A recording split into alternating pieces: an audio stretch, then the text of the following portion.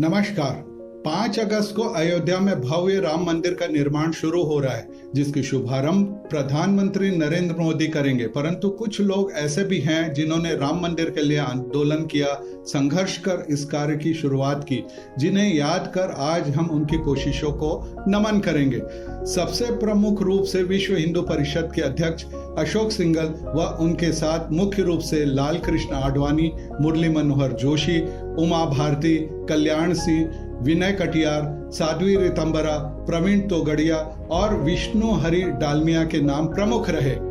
अशोक सिंघल मंदिर निर्माण आंदोलन चलाने के लिए जन समर्थन जुटाने में अशोक सिंघल की अहम भूमिका रही। कई लोगों की नजरों में वह राम मंदिर आंदोलन के चीफ आर्किटेक्ट थे। वह 2011 तक विश्व हिंदू परिषद के अध्यक्ष रहे और फिर स्वास्थ्य कारणों से उन्होंने इस्तीफा दे दिया। 17 नवंबर 2015 को उनका निधन हो गया। लाल कृष्ण आडवाणी ने सोमनाथ से अयोध्या तक रथ यात्रा शुरू की थी।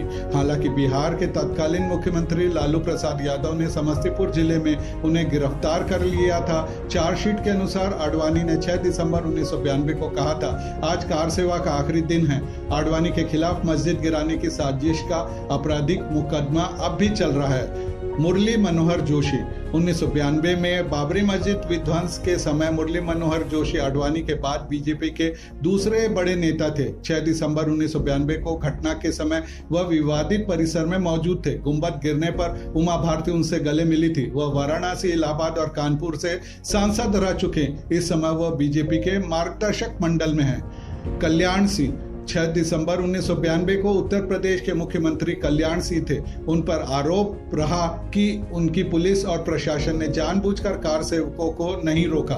बाद में कल्याण सिंह ने बीजेपी से अलग होकर राष्ट्रीय क्रांति पार्टी बनाई, लेकिन वो फिर बीजेपी में लौट आए। कल्याण सिंह का नाम उन 13 लोगों में शामिल था जिन पर मस्जिद गिराने की साजिश का आरोप लगा था। विनय कटियार राम मंदिर आंदोलन के लिए 1984 में बजरंग दल का गठन किया गया था और पहले अध्यक्ष के तौर पर उसकी कमान आरएसएस ने विनय कटियार को सौंपी थी।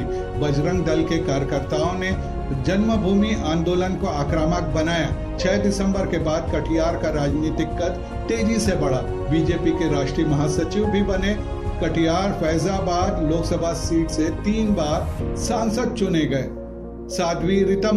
साध्वी रितंबरा एक समय हिंदुत्व की फायर ब्रांड नेता थी। बाबरी मस्जिद विध्वंस मामले में उनके खिलाफ आपराधिक साजिश के आरोप तय किए गए थे। अयोध्या आंदोलन के दौरान उनके उग्र भाषणों के ऑडियो कैसेट पूरे देश में सुनाई दे रहे थे, जिसमें वे विरोधियों को बाबर की औलाद कहकर ललकारती थी। उमा भारती मंदिर आंदोलन के दौरान महिला चेहरे के तौर पर उनकी पहचान बनकर उभरी। लिब्रहान आयोग ने बाबरी ध्वंस में उनकी भूमिका दोषपूर्ण पाई। उन पर भीड़ को भड़काने का आरोप लगा, जिससे उन्होंने इनकार किया था। वह केंद्र की अटल बिहारी वाजपेयी और नरेंद्र मोदी सरकार में मंत्री रही। हालांकि वे 2019 के संसदीय चुनाव से अलग रही और बीजेपी की जीत के बाद वो मंत्री भी नहीं रही। प्रवीण तोगड़िया विश्व हिंदू परिषद के दूसरे नेता प्रवीण तोगड़िया राम मंदिर आंदोलन के वक्त काफी सक्रिय रहे।